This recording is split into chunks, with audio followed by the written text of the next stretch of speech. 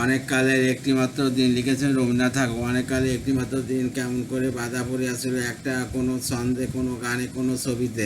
কালের দূত তাকে সরিয়ে রেখেছিল চলাচলের পথের বাইরে। যুগে ভাষণ খেলায় অনেক কিছু চলে গেল ঘাট পেরিয়ে। সে কখন ঠেকে গিয়েছিল বাঁকের মুখে কেউ জানতে পারেনি। মাঘের বনে আমের কোন বল ধরল, কত বলল ঝড়ে ফাল্গুনে ফুটলো পলাশ গাছ তলার মাটি দিল সে। চৈত্রের রোদে আর শস্যের ক্ষেতে কবির লড়াই লাগলো যেন মাঠে আর আকাশে। আমার সেই আটকে পড়া দিনটির গায়ে কোনো ঋতু, কোনো তুলির দিনও লাগেনি।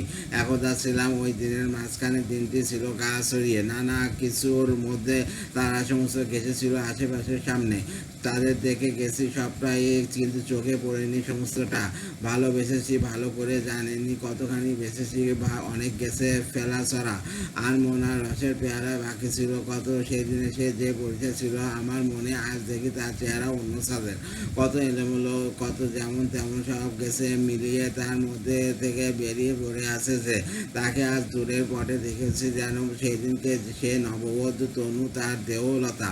ধূপ ছায়া রঙের আঁচলটি মাথায় উঠিয়াছে খোপাটুকু সারিয়া। ঠিক মতো সময়টি পাইনি তাকে সব কথা বলবার। অনেক কথা বলা হইয়াছে যখন তখন, সেসব বৃথা কথা। হতে হতে বেলা গেছে চলে। আজ দেখা গেছে তার মূর্তি এসেও সে দাঁড়িয়ে আছে ছায়া আলোর বেড়ার মধ্যে। মনে হচ্ছে কি একটা কথা বলবে, বলা হলো না, ইচ্ছে করছে ফিরে যায় পাশে, ফেরার পথ নেই।